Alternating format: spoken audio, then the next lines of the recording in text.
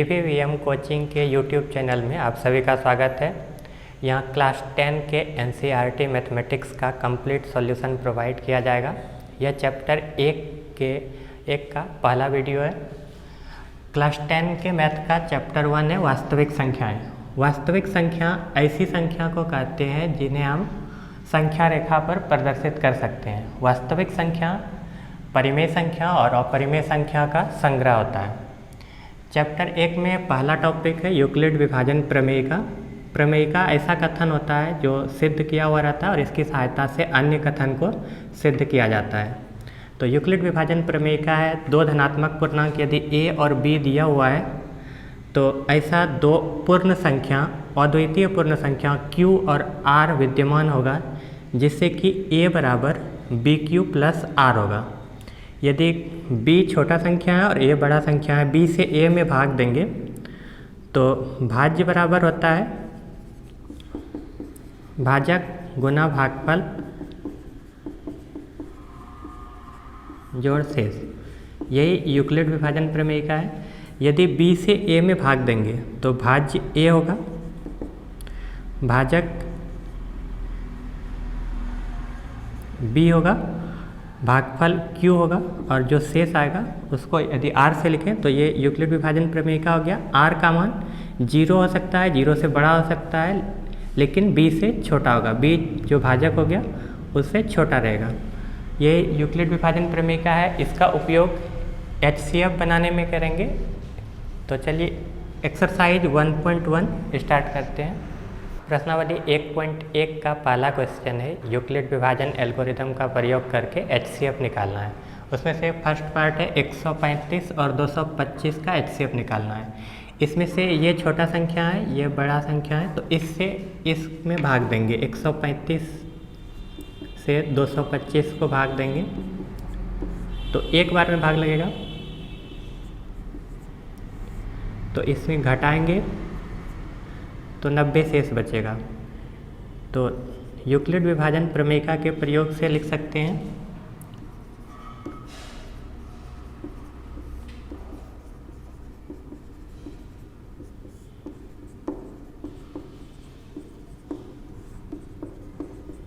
ये जो भाज्य है 225 इसके बराबर आया 135 भाजक हो गया गुना भागफल है 1 प्लस शेष आया 90। यहाँ पर शेष 0 नहीं आया, शेष 0 से अलग है, 0 के बराबर नहीं है। तो जो शेष बचा हुआ है और जो पिछला भाजक था तो शेष से अब पिछले भाजक को भाग देंगे। अगला स्टेप में 90 से 135 में भाग देंगे। 90 से 135 में भाग देंगे तो एक बार में भाग लगेगा, 90 होगा। तो 135 में से 90 घटाएंगे तो 45 होगा। यहाँ भी शेष 0 नहीं आया, तो यूक्लिड विभाजन प्रमेयिका से 135 के बराबर आया 90 गुना 1 जोड़ 45। यहाँ पर शेष 0 नहीं आया, तो अब फिर से यही स्टेप करेंगे। इससे इसमें भाग देंगे, 45 से 90 में भाग देंगे। 45 से 90 में भाग देंगे तो दो बार में 90 हो गया। यहाँ पर शेष 0 आ गया।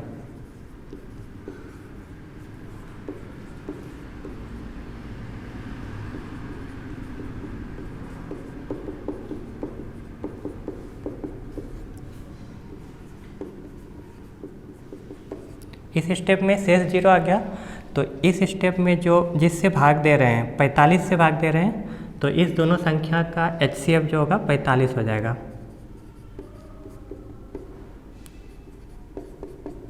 एक 135 और 225 का HCF निकालना था तो 135 और 225 का HCF 45 हो गया। ये पूरा स्टेप का सीरीज जो मिला के होता है इसको यूक्लिड विभाजन एल्गोरिदम बोलते हैं।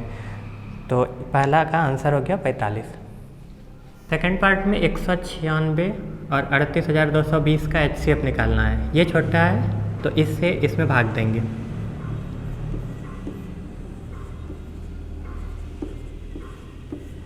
एक बार में भाग लगेगा, 196 होगा, इसमें से इसको घटाएंगे,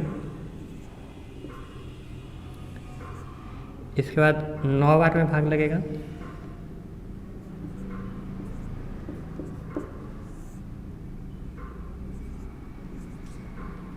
इसके बाद 5 बार में भाग लग जाएगा।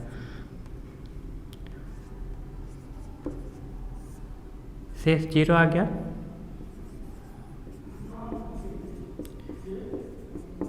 यूक्लिड विभाजन प्रमेयिका से लिख सकते हैं ये भाज्य बराबर भाजक गुना भागफल जोड़ शेष 196 गुना 195 प्लस 0। यहाँ पर शेष 0 आ गया, तो जिससे भाग दिए हैं वही इस दोनों संख्या का HCF हो जाएगा।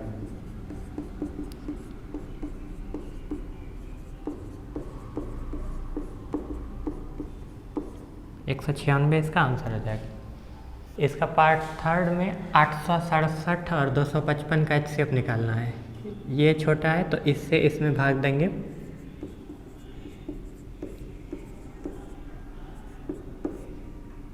तीन बार में भाग लगेगा।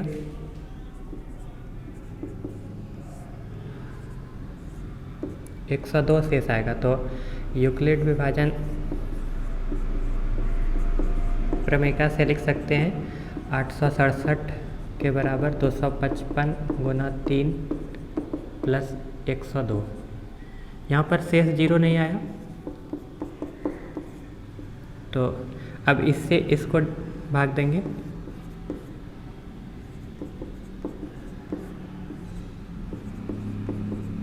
दो बार में भाग लगेगा, 51 शेष आएगा।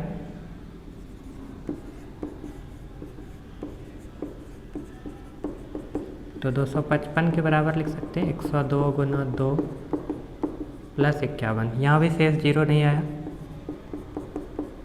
तो अब इससे इसको भाग देंगे। दो बार में 102 आ गया, शेष 0 हो गया।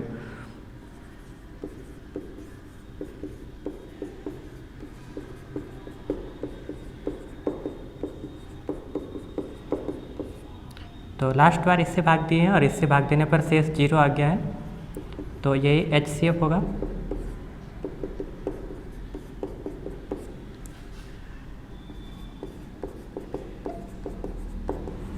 इक्यावन इसका आंसर हो जाएगा। दूसरा क्वेश्चन है, दिखाना है कि कोई भी धनात्मक विषम पूर्णांक 6q + 1, 6q + 3 या 6q + 5 के रूप का होता है, जहाँ पे q कोई पूर्णांक है। तो मान लेते हैं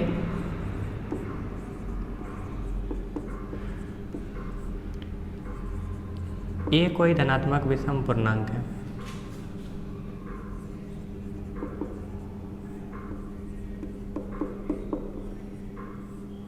यूक्लिड विभाजन प्रमेयिका से a बराबर होता है bq + r, तो a बराबर हो जाएगा bq + r।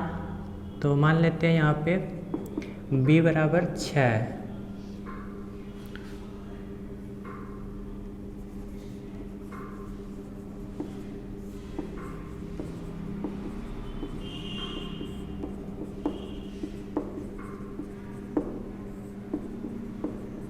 तो यूक्लिड विभाजन प्रमेयिका से लिख सकते हैं a बराबर 6q + r, क्योंकि a बराबर होता है bq + r और b का मान 6 मान लिए।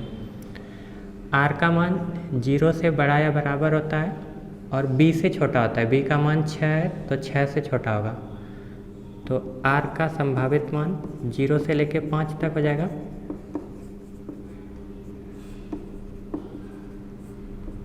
जीरो हो सकता है, 1 हो सकता है, 2 हो सकता है, या 3 या 4 या 5। ये संभावित मान हो गया r का। तो पहला केस जब r बराबर 0 होगा,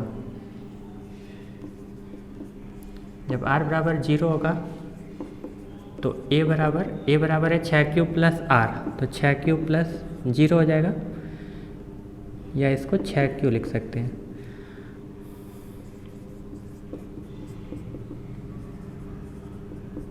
जब r बराबर 1 होगा तो a बराबर 6q + 1 हो जाएगा। इसके बाद अगला केस जब r बराबर 2 लेंगे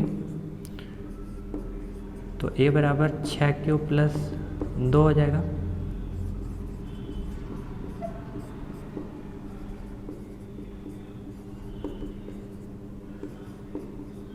जब r बराबर 3 लेंगे तो a बराबर 6q + 3 हो जाएगा।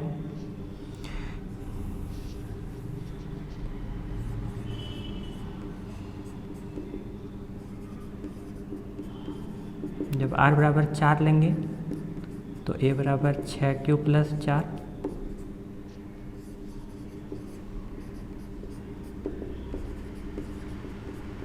और जब r बराबर 5 लेंगे तो a बराबर 6q प्लस 5 हो जाएगा। तो कोई भी संख्या q कोई भी पूर्णांक है, यदि q का मान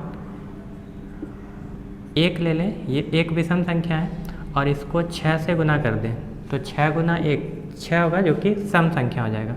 यदि q का मान कोई सम संख्या ले लें, जैसे 2 ले लें और उसको 6 से गुना कर दें, तो इसको 6 से गुना करेंगे तो 12 हो जाएगा। सम संख्या रहे या विषम संख्या रहे, उसको 6 से गुना कर देंगे तो हमेशा एक सम संख्या मिलेगा। तो 6q एक सम संख्या होगा, और 6q में यदि 1 जोड़ देंगे तो वो विषम संख्या हो जाएगा। 6q में 2 जोड़ेंगे तो वो सम संख्या होगा। 6q में यदि 3 जोड़ेंगे तो विषम संख्या मिलेगा। 6q में यदि 4 जोड़ेंगे तो सम संख्या मिलेगा। 6q में यदि 5 जोड़ेंगे तो वो विषम संख्या होगा। इस प्रकार 6q प्लस 2 और 6q प्लस 4 ये तीनों विषम पूर्णांक नहीं हो सकता है, ये तीनों सम पूर्णांक होगा। तो विषम पूर्णांक केवल बच जाएगा 6q प्लस 1, 6q प्लस 3 और 6q प्लस 5।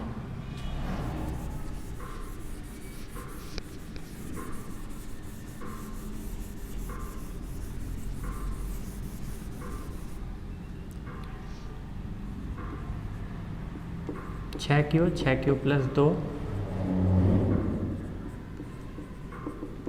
और 6q प्लस 4 सम पूर्णांक है, जो a का मान नहीं हो सकता है।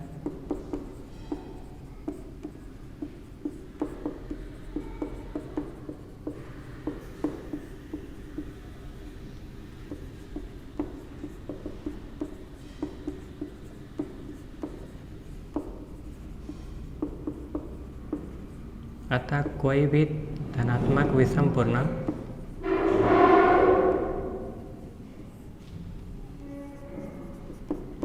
छः क्यू प्लस 1, 6q प्लस 3 या 6q प्लस 5 के रूप का होता है।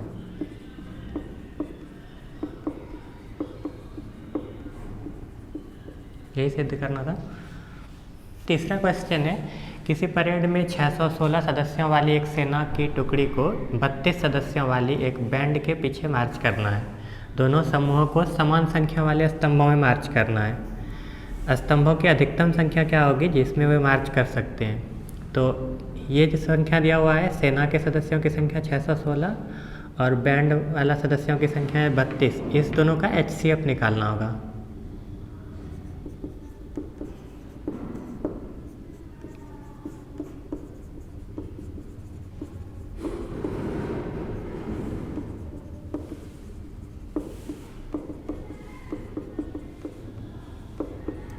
छः सौ 16 और 32 का HCF निकालना है। तो 32 छोटा संख्या है, तो इससे 616 में भाग देंगे तो एक बार में 32 होगा, 9 बार में 288 होगा, 8 शेष आ जाएगा। तो यूक्लिड विभाजन प्रमेय से लिख सकते हैं 616 के बराबर 32 गुना 9 प्लस 8। यहाँ पर शेष 0 नहीं है, तो 8 से अब 32 में भाग देंगे। 8 से 4 बार में 32 हो गया, शेष 0 हो गया।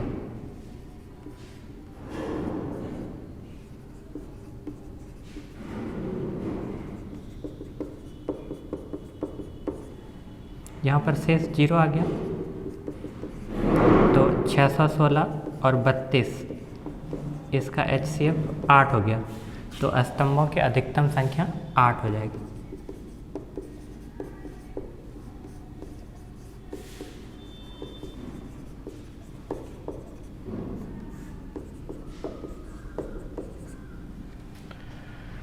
क्वेश्चन नंबर 4 है, यूक्लिड विभाजन प्रमेयिका का प्रयोग करके दर्शाना है कि किसी धनात्मक पूर्णांक का वर्ग किसी पूर्णांक m के लिए 3m या 3m प्लस 1 के रूप का होता है। तो मान लेते हैं a कोई धनात्मक पूर्णांक है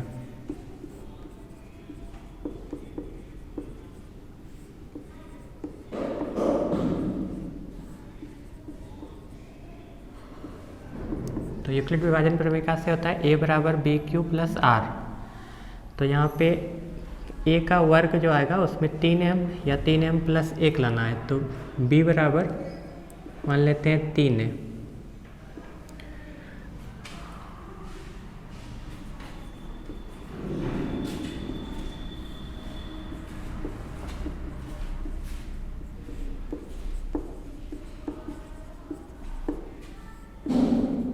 तो यूक्लिड विभाजन प्रमेय से a बराबर बी क्यू प्लस आर में अब b की जगह 3 आ जाएगा तो 3q प्लस आर हो जाएगा। r का मान 0 से बड़ा या बराबर होता है और b से छोटा होता है। b का मान 3 है तो 3 से छोटा होगा। तो r का संभावित मान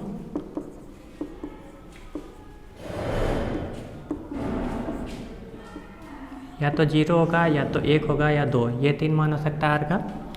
तो पहला केस जब r बराबर 0 है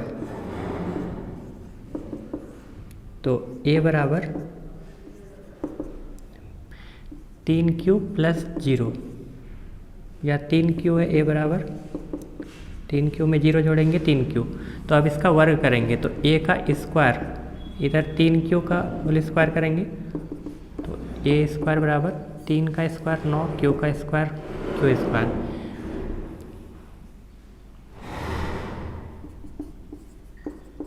अब इसमें 3 कॉमन ले लेंगे तो इधर 3q स्क्वायर बचेगा। यदि इसको m मान लें तो a स्क्वायर बराबर 3m हो जाएगा, जहाँ पे यदि m बराबर 3q स्क्वायर मान लिए।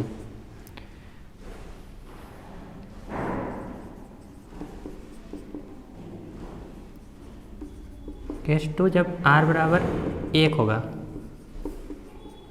तो a बराबर 3q प्लस 1 हो जाएगा। तो a का स्क्वायर करेंगे तो इधर 3q प्लस 1 का होल स्क्वायर हो जाएगा। तो यहाँ a प्लस b का होल स्क्वायर का फॉर्मूला लगाएंगे तो 3q का square plus 2ab 2 into 3q into 1 plus 1 का स्क्वायर। तो a स्क्वायर बराबर इसका स्क्वायर हो गया 9q स्क्वायर। इस तीनों को गुना करेंगे तो 2 गुना 3q 6q गुना 1 6q हो गया। केस 2 में a स्क्वायर बराबर है 9q square plus 6q plus 1। इस दोनों में 3 कॉमन ले सकते हैं। 3 कॉमन लेंगे यहाँ से तो 3q स्क्वायर और प्लस इधर हो जाएगा 2q और इधर 1 बचा हुआ रह जाएगा। यदि इसको m मान लें तो a स्क्वायर बराबर 3m प्लस 1 हो जाएगा। यहाँ पर m बराबर माने हैं 3q square plus 2q। Case 3 जब r बराबर 2 होगा तो a बराबर 3q प्लस 2 होगा। तो a का यदि स्क्वायर करें, दोनों तरफ स्क्वायर कर देंगे, इधर a स्क्वायर इधर 3q प्लस 2 का होल स्क्वायर। तो a स्क्वायर बराबर इधर a प्लस b का होल स्क्वायर का फॉर्मूला लगाएंगे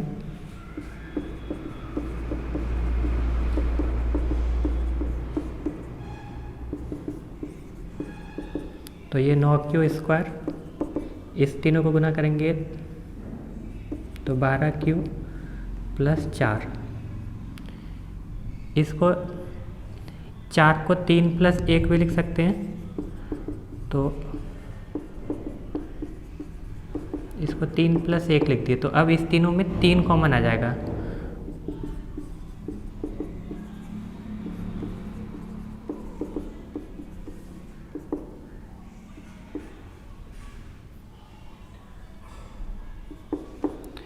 इसको यदि m मान लें तो ये 3m प्लस 1 हो जाएगा।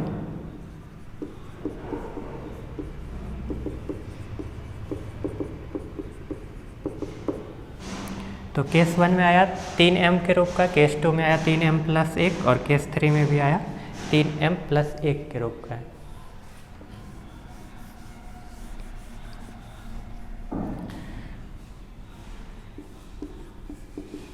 तो अतः किसी भी धनात्मक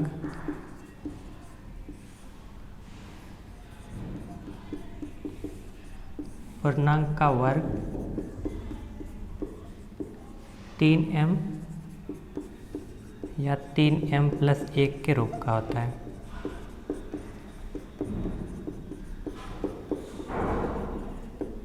यहाँ m कोई पूर्णांक है।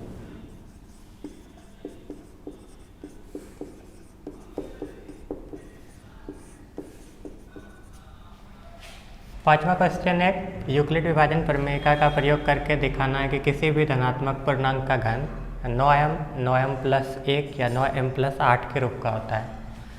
तो मान लेंगे a कोई धनात्मक पूर्णांक है,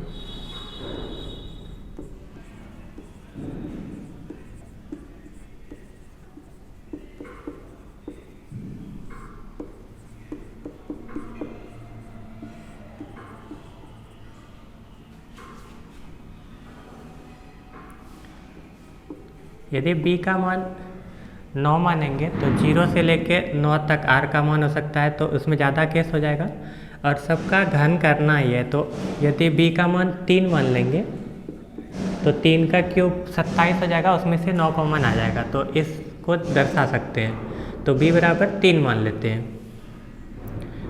तो यूक्लिड विभाजन प्रमेयिका से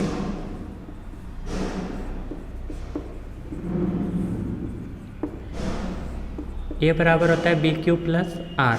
तो a बराबर b का मान यहाँ 3 है, तो 3³ + r हो जाएगा। r का मान 0 से बड़ा या बराबर होता है और b से छोटा होता है। b का मान 3 है, 3 से छोटा होगा।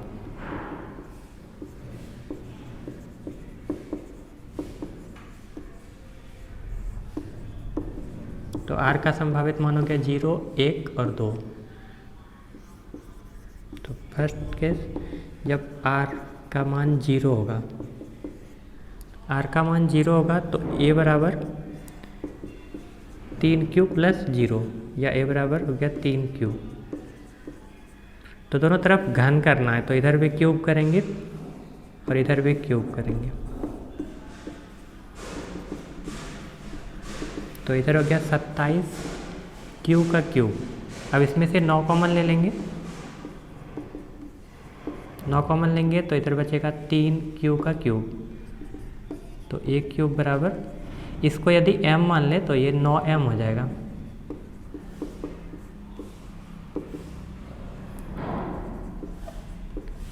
तो पहला केस में 9m के रूप का आया।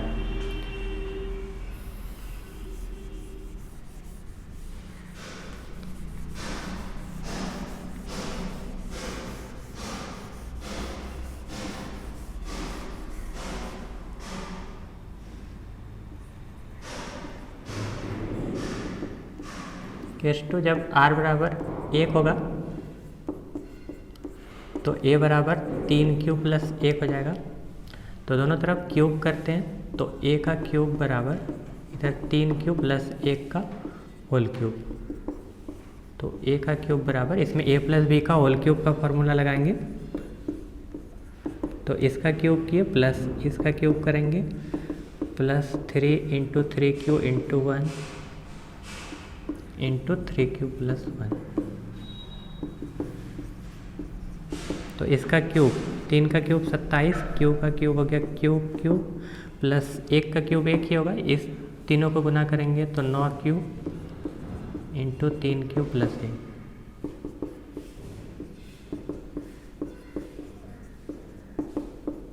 इसको और इसको गुना करेंगे तो 27Q², 9Q से 1 को गुना करेंगे तो 9Q। तो इस तीनों में 9 कॉमन आ जाएगा, 1 को अलग रख लेंगे तो 9 कॉमन लेंगे तो इधर 3Q³ हो जाएगा, इसमें 3Q² हो जाएगा और इससे 9 कॉमन लेंगे तो क्यूब, और इधर 1 प्लस अलग बच गया। तो इसको यदि m मान लेंगे तो इधर 1³ बराबर 9m + 1 हो जाएगा।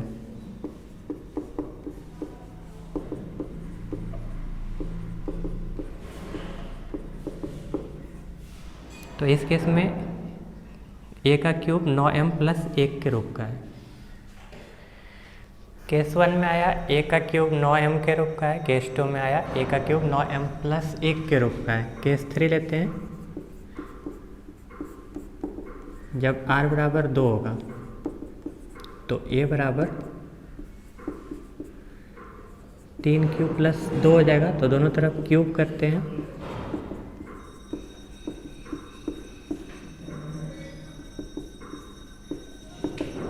तो इधर a प्लस बी का होल क्यूब का फॉर्मूला लगाएंगे।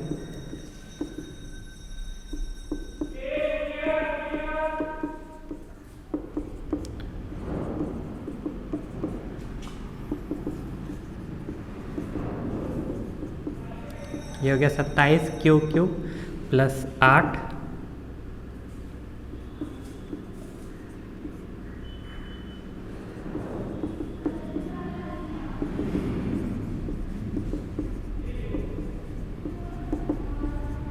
इसको और इसको गुना करेंगे तो 54 क्यू स्क्वायर और इसको गुना करेंगे तो 36 क्यू।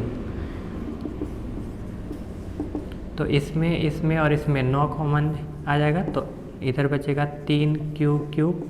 इसमें 9 कॉमन लेंगे तो 6 क्यू स्क्वायर और इससे 9 कॉमन लेंगे तो 4 क्यू और इधर 8 बच गया प्लस। तो इसको यदि m मान लेंगे तो ये 9m प्लस 8 हो जाएगा।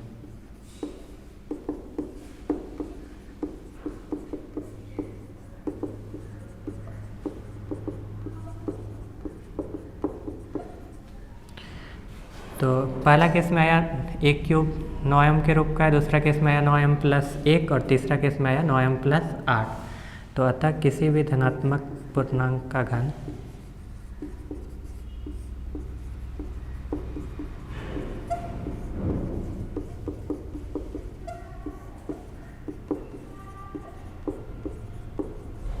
नौ एम प्लस 1 या 9m प्लस 8 के रूप का होता है।